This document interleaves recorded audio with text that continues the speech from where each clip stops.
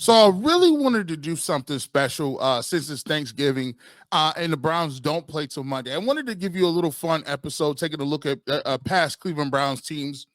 And the theme you're going to see is bad but fun teams that I really enjoyed watching. And I'm going to give you the top 3 teams that did have the season that they wanted to have, but they were memorable nonetheless, very entertaining. And we'll detail that today on this episode of The Ultimate Browns.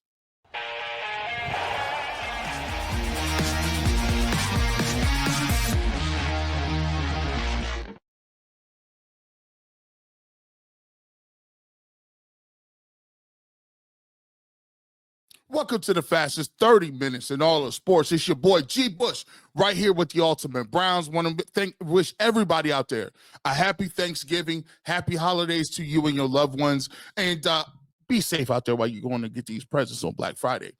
We got a great show coming up for you, man. We're going to detail the best bad teams in Cleveland Browns history. And the reason I'm going to get to this is because this year, the Browns probably aren't going to make the playoffs. And what got me thinking was, what is the most important thing? Like, everybody wants to make the playoffs and get to the postseason. But what happens when that's not on the table? We always look for things to kind of interest us and to find different things. And I'm going to give you 3 teams and 3 different scenarios where the Cleveland Browns didn't make the playoffs. They may have had a poor record. They may have not even been that good, but they gave us something to cheer for. And right now, I'm hoping Jameis Winston is going to continue to do that. Maybe we can find something out in Jerry Jeudy. Maybe we can see if we have a bridge quarterback in Jameis Winston, if he continues to play well. So those are some of the things that I want to look at with this season. But let's look back at some seasons that we talked about before. So we're going to talk about 3 different teams. Let's start off with the number 1 team, right? So this is my number 3 most interesting team. We'll talk about it here in a second. And it's going to be the 2018 Cleveland Browns. Now, if you look at the 2018 Cleveland Browns, if you don't know who was on that roster, I'm going to play a little clip to remind you why the 2018 Cleveland Browns were very interesting, why I loved this season. We didn't make the playoffs, but there was a lot of exciting news and exciting things going around in Berea, and it was because of this guy. This clip is courtesy of the Cleveland Browns. What do you think of the number? I guess I'll stick with 6. Never really picked it. They just gave it to me. So. Well, I mean, if you want to see what's open, we can, or you just want to stick with what works. What is open? Let me get a roster. Decisions. I haven't picked a jersey since high school. I was always number 11. I gotta go 6. I have to. All right. I mean, if you want to take a few days. No. Okay. No. Right now. Right now, Stick 6. with it. Done deal. That's it. Just happen. That's it. Man, that was courtesy of the Cleveland Browns. And let me tell you something. Boys and girls out there. You say what you want. It didn't end up correct, and it didn't end up going the way we thought it was. But don't get it twisted. We had some good times with Baker Mayfield. I mean, just looking at that clip, you can see the intangibles. He's a likable individual, bro. He's a likable character. He comes in, I ain't had to pick no jersey in years, man. You know what? I'm going to ride with 6. And thus, ride with 6 becomes universal in the Cleveland Browns vernacular. I mean, the dude was cool. The dude had a little chip on his shoulder. The dude was a little cocky. The dude was a gunslinger. And he reminded you of a baby Brett Favre. When you talk about what it looked like against the Jets, he didn't get an opportunity to play early on, right? Hard Knocks was there. Hue Jackson was still the coach.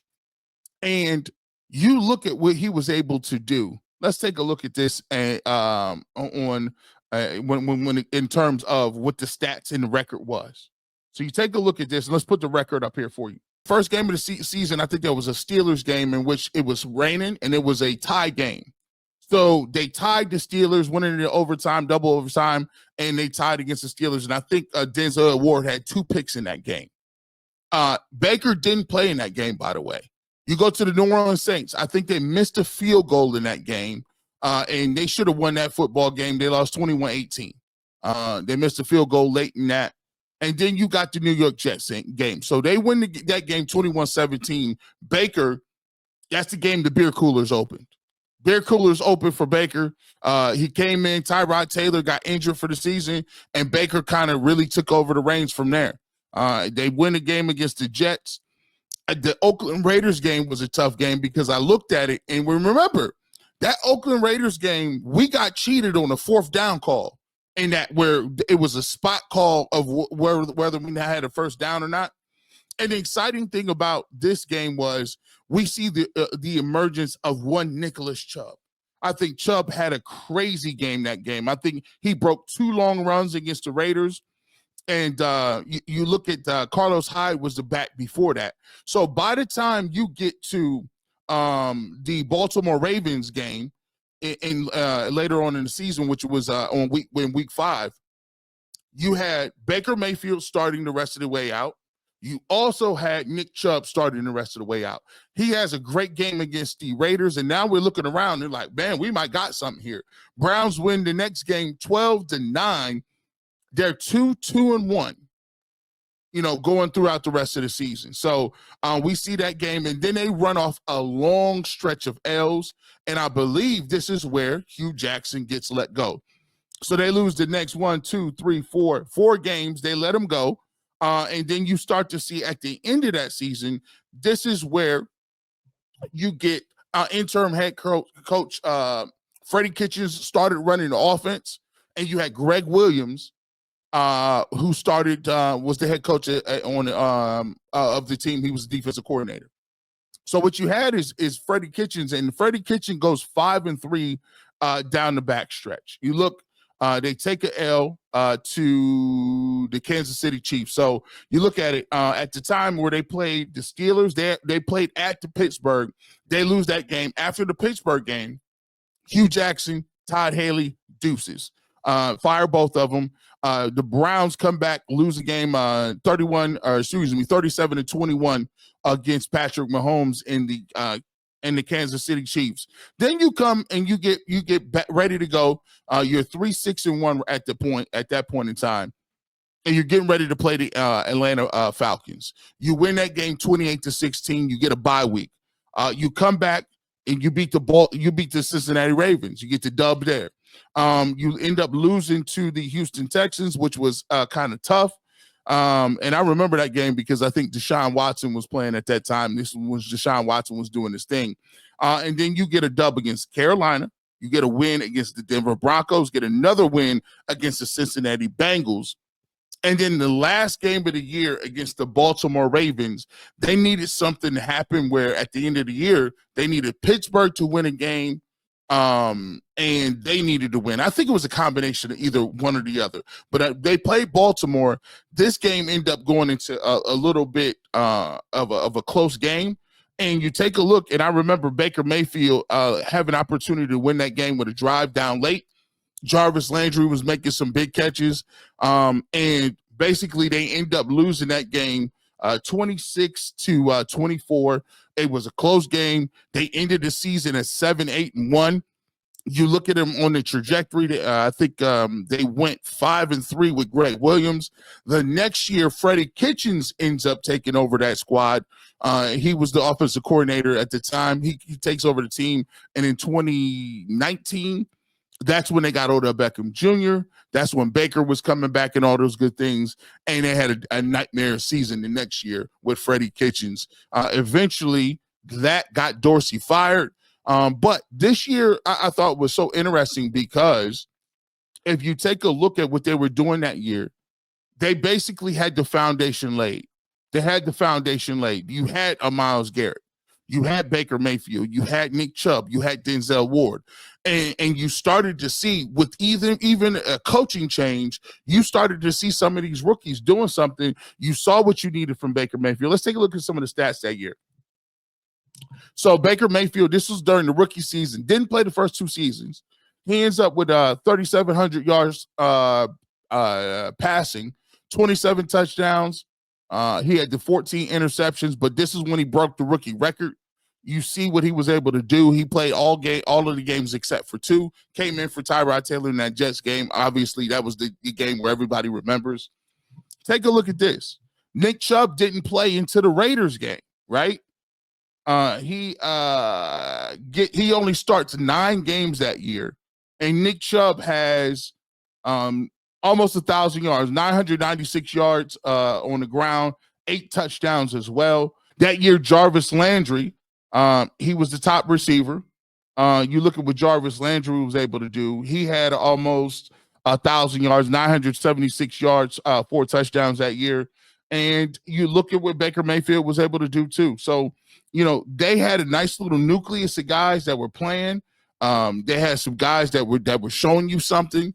And the cool thing about that season was you knew that the Browns had some talent, but the talent eventually showed up. And for you to have a starting quarterback that you could hang your hat on, Nick Chubb, that looks like he's going to be a primetime back. You had Jarvis Landry, who was at the time, one of the biggest names guys that you got at receiver. It was just a great year, man. It was a great year.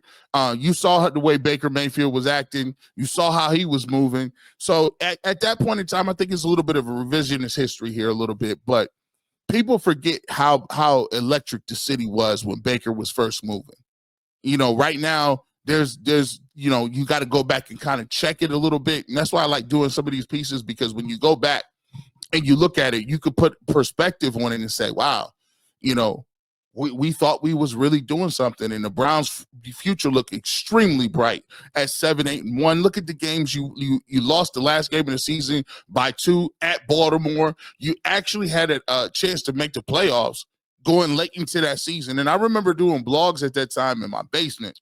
If you go to the barbershop and you check those out, I remember doing these blogs in a basement, and remember being one of the most exciting times as a Cleveland Browns fan, because there was optimism. We knew we had a quarterback that was delivering. We were in a lot of these games. We weren't getting blown out in these games. We were competitive. And when you're competitive and you got a young team and a young roster and you seeing dividends, you get that excitement because the future is coming around. And then the next year it exploded because they go out and get Odell Beckham Jr. Now you got Jarvis Landry. Then it was a great time to be a Browns fan, man. And so 2018 for me comes in at number 3, but I got 2 more seasons that was also very, very, very entertaining, even though the Browns weren't a good football team. We'll come back and talk about that coming up right here on the Ultimate Browns.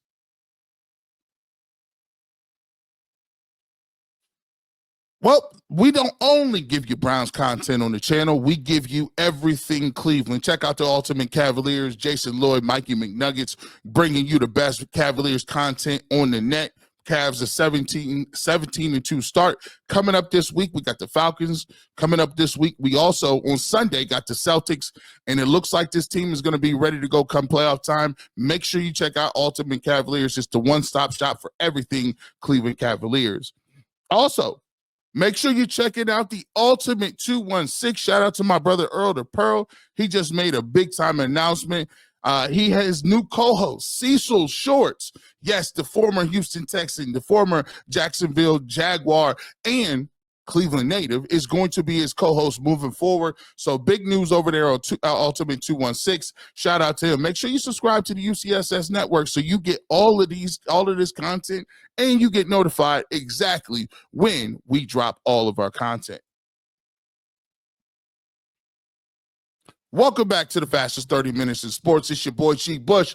We are giving you the most entertaining, fun to watch bad teams that the Cleveland Browns have had since 1999.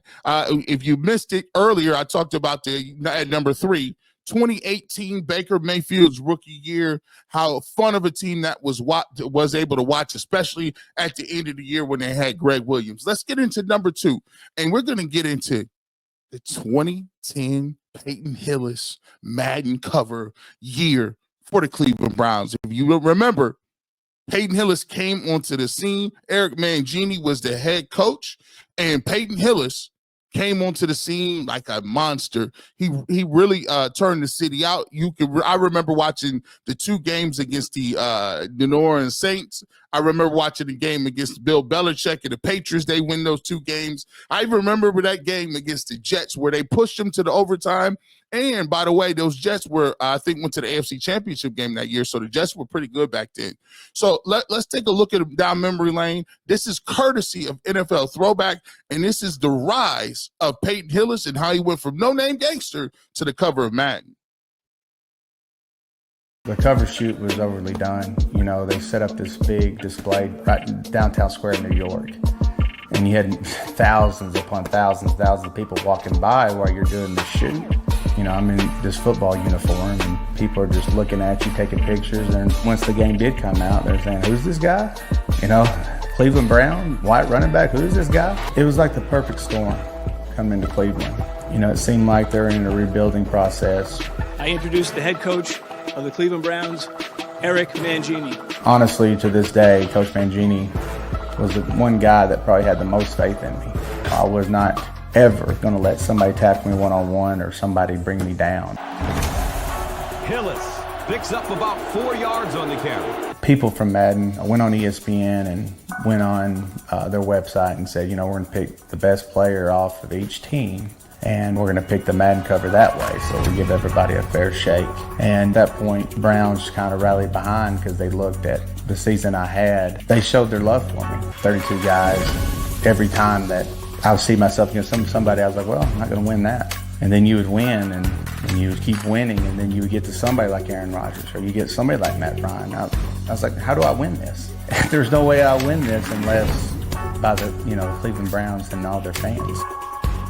The last week of the voting ended up being me and Michael Vick. And we're sitting there to see who was going to be announced the pick. And I even went up to him. I was like, listen, man, no matter what happens, I think you should be on this cover. He goes, man, it doesn't matter. After I ended up winning, I'm thinking to myself, they got to be kidding me, because I didn't belong there, and I didn't. I was kind of fearful because I kind of knew what the backlash would be if I was on it, and that's what was scary. I never was a guy that wanted to be in the limelight. As a kid, you look at all these people in NFL and almost idolize them. And, I was at that point, you're on a video game. I'm very blessed to have been on the cover because they put me on it. And I'll wear that on my shirt and be proud of it to the day I die. And that was courtesy of NFL Throwback, man. That was a great time to be alive, man. Let me just tell you about this, man. That season was so funny because, they went out before the season and they traded with the Denver Broncos to try to get Peyton Hillis. And at the time, the Broncos had him listed as a fullback. He was not a guy who was really a guy that was a running back style. And Eric Mangini, to his credit, saw that Peyton Hillis was one of those guys who was really a difference maker and really did his thing and was able to see that he had good hands out of the backfield. He was a bruising style back, and he showed surprising breakaway speed. I remember when I first got in the industry around this time. This happened to be 2010. What I was doing, I was actually an intern at the time. I was interning at ESPN Cleveland, and I was helping at the time, come all the way drive from Canton to Cleveland up here to put, intern and do different things. And we put a stage together. And I just remember Peyton Hillis being like, when he would get the ball, the crowd would be going crazy. I mean, this dude was the first marquee player, like, since you talk about like that type of fame. Like Peyton Hillis, week after week after week, became the more and more he started running the football, the more they started giving him the ball. Like, his fame and notoriety around the NFL just went through the roof. And it got to a point where he was a household name. And when they did the cover of Madden, he details it in that video. It was crazy because each and every week, like he said, he was up against quarterbacks. I mean, these dudes primetime players. These dudes is the who's who household names at the time. Mike Vick had been the comeback player. Mike Vick came back and had MVP type numbers with Andy Reid. And when you go back and look at this, man, just the simple fact that he went from there to leaving the Browns in 1 year was crazy to me. It was nuts to me. Let's take a look at the season, because the season wasn't that great. Let's look at the win-loss record and kind of take a look at what happened. So you look, and the Browns started 0-3, and I think Peyton Hillis really started getting his touches in that first game. The first Baltimore game, they ended up losing 24-17. But from there, Peyton Hillis takes off. He takes off and he doesn't look back. I think the Browns only won, how many games they won this year? 1, 2, 3, 4, 5. They win 5 games this year. However, the games that everybody remember are these games right here. So New Orleans, right after the Pittsburgh game, they take that L. They beat the New Orleans Saints 30-17, and I believe was Colt McCoy the starting quarterback for that team. We'll find out here in a second. So they beat New Orleans. They had Drew Brees. Then they come back and beat the Patriots at home. He talks about Bill Belichick congratulating them after this game. They win that game 34-14. This is with prime Tom Brady. Everybody in Cleveland is super, super excited. They end up losing the very next week in overtime to the Jets 26-20. But like I said, the Jets was a primetime team back then. They were in the midst of the Rex Ryan era. They were going to AFC Championships games, and the Browns played them really tough. Those are the 3 games that stood out to me. But when you look at Peyton Hillis and his numbers, as we bring these up, you take a look at him, and Peyton Hillis had one heck of a year. Over 1,100 yards, over 11 touchdowns as well. He caught the ball well out of the backfield, over almost 500 yards and 2 more touchdowns in the receiving game, which was crazy. Colt McCoy was the quarterback some of the season. Colt McCoy started some games.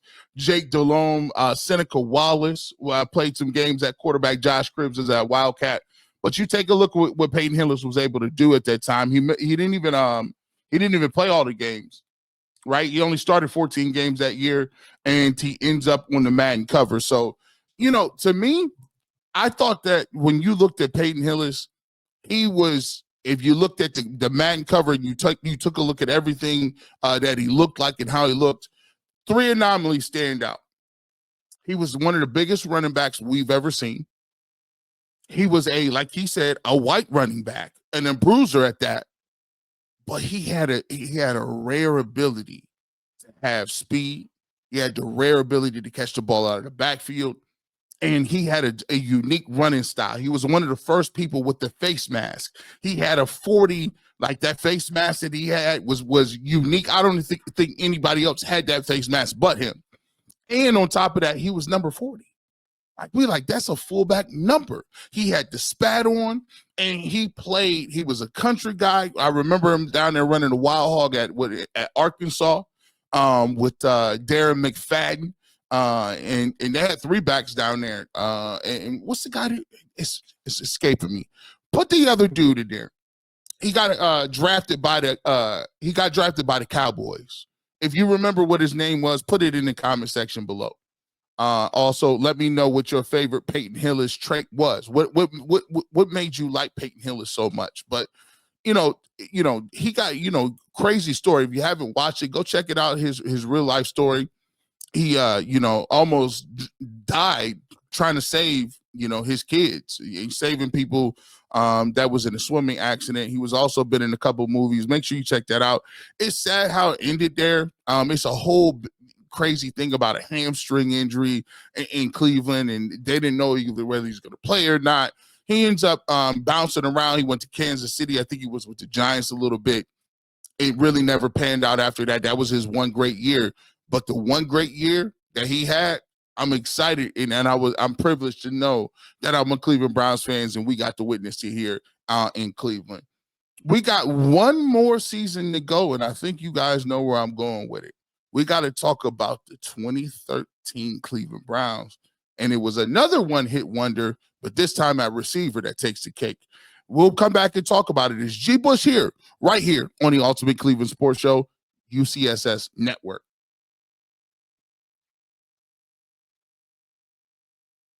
Make sure you are checking out your boy G Bush, Ultimate Browns, right here on the UCSS Network. 2 episodes each and every week, Tuesday and Friday. We also give you clips on demand for you guys to check that out. So if you're a diehard Browns fan, you're diehard, you can't get enough of the Browns on UCSS, our regular shows Monday through Friday. Make sure you're checking us out over here at 5 p.m. on Tuesdays and Friday on the UCSS Network. Also, make sure you check out our brand new Ultimate Buckeyes, Tyvis Powell and Dustin Fox. They're going to get you ready to go. Michigan week is here and upon us. That game will be kicking off tomorrow on Saturday, but don't forget the playoffs are down here. Big Ten Championship is here. So you want to keep in contact with everything Buckeyes right here in the UCSS Network with Ultimate Buckeyes as well. Make sure you hit that notification bell so you don't miss any of our content. Welcome back to our final segment right here today on the Ultimate Browns. We're doing a little blast from the past, talking about some of the teams that didn't have also great records, but did a good job of entertaining us for one reason or the other. Maybe it was Baker Mayfield in his 2018 rookie year. Maybe it was 2010, Peyton Hillis. He did his thing, ended up on the cover of Madden. Or it's this. My. What could have been? We know about the off-field stuff with Josh Gordon, but we know what a great season he had in 2013. Multiple quarterbacks, multiple people rotating in and out, throwing him the football. But the one thing that stood clear was Josh Gordon was one of the most talented football players the NFL has ever seen, and he lit the world on fire in 2013. Check out this clip. This is courtesy of Cleveland.com, and they talked to Josh Gordon about him coming back, give you a little practice footage, and just reminisce as we watch this. How great could this man have been? Could he have been a Jerry Rice? Could he have been a Megatron? Could he have been a Julio Jones? I think he's right in that mold. Talent for talent, skill set for skill set. Josh Gordon is one of the best we've ever seen, and it's a shame his career was derailed by off-the-field issues. But this is courtesy of Cleveland.com, and just to introduce you back to Josh Gordon. I think I can do, everything that's within my power to do. I think anything that I've done before and anything that I haven't done, hopefully I can achieve it, really. I think the sky's the limit. I feel like I'm in great shape. And I think I could just be a help out there to try to make a play and help us put us in a position to win. So, it's a question mark on it, but I know, I expect to do something positive. I know that much. More than anything, I'm just excited. I'm having like the most fun that I've ever had doing this, just playing ball, the love of it. That's the only thing that's really, giving me any type of, not really pressure, but kind of just boost, more than anything. But I haven't felt any pressure. Was that player that came back in 2014 not the real Josh Gordon? I'm the same Josh Gordon, like as far as it goes, like Josh being Josh, but different mind frame, different circumstances, things change, outlooks and just views on life has changed, people mature, life goes on in 3 years, but yeah, man, it's just a different feeling, different shape I'm in, but yeah, I get what you mean by a different version, of myself for sure. Everybody makes mistakes, for sure, and you wish like, oh man, if I done this, but I can't sit back and just go over every past mistake and say if I went this way instead of this way, what would have happened, so I know better than that. But I think to put me in the position I'm in now, I definitely don't regret it. Man, I just sit back and I look at that and say, man, Josh Gordon was one of the best to do it, man. And for 1 year, Josh Gordon was unstoppable.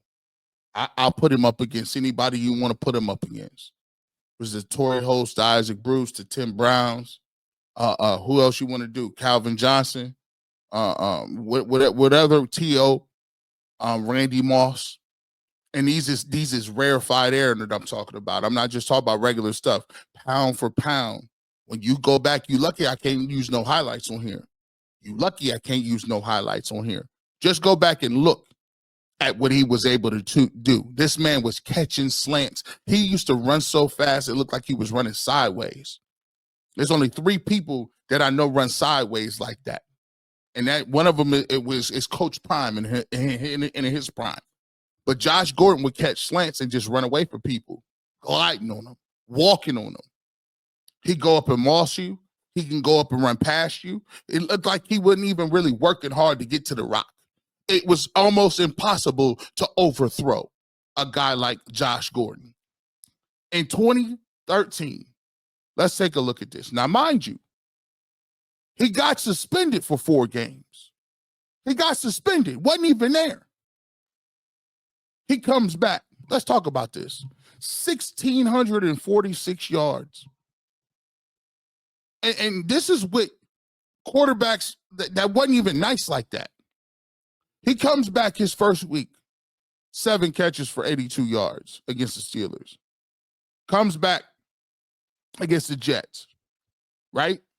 No. That's the end of the season. Excuse me. I'm sorry. Let's start Sunday. He came back September 22nd, and this is against the Minnesota Vikings. 10 catches, 146 yards, right? Off suspension. You know, then he has another big game against the Lions. Catches 7 for 126. Has another huge game against the Chiefs. 5 catches, 132 and a touchdown. And then he decides to go video game on everybody. He gets to the second level of Ascended Saiyan, Super Saiyan himself.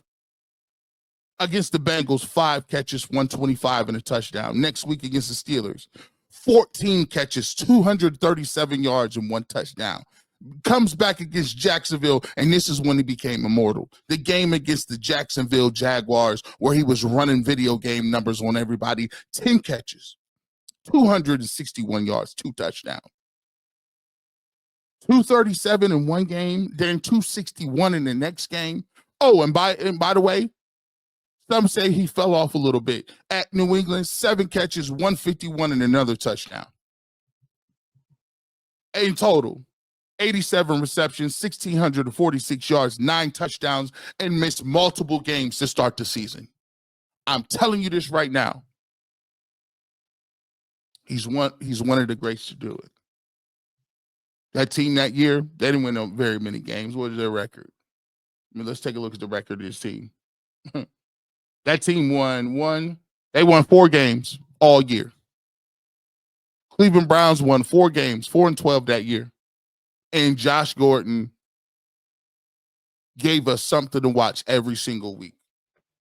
I started working for the Cleveland Browns radio network at that time. And Josh Gordon, it was just about who was going to throw him the football.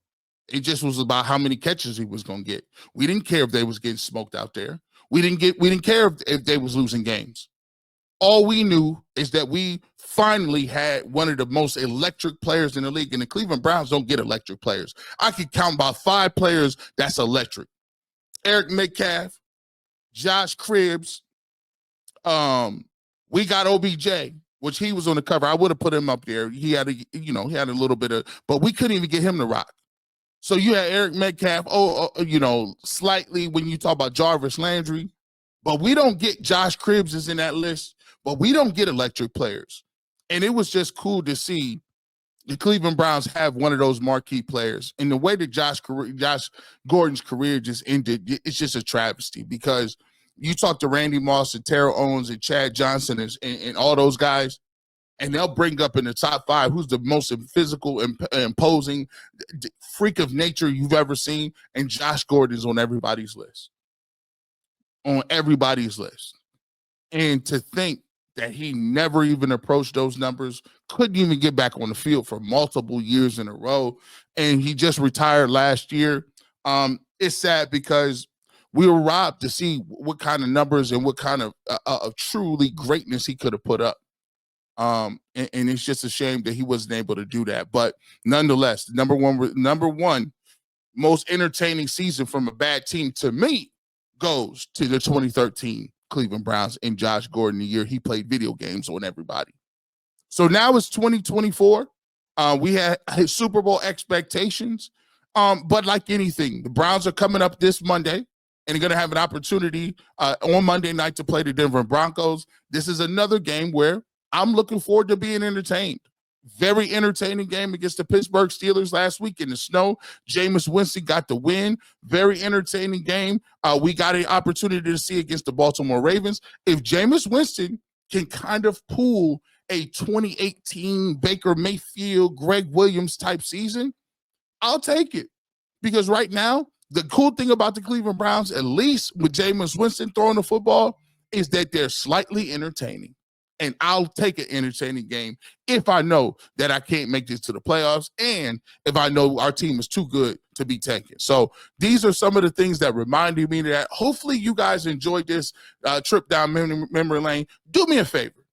If you love the content and you like what we're doing over here, hit the like button, hit the subscribe button, and put the comments down. What year do you think that you guys had where the Cleveland Browns weren't that good, but you at least enjoyed watching them? Hopefully we can turn 2024 into that, and hopefully you guys will continue to support. Hit the like button. We'll continue to put this content out for you guys as we always do right here on the Ultimate Browns. With that being said, you never know where G. Bush might show up. It could be radio, television, internet, all the above. But if you want a fresh cut on sports, I keep the Clippers with me. You see, the barbershop is always open.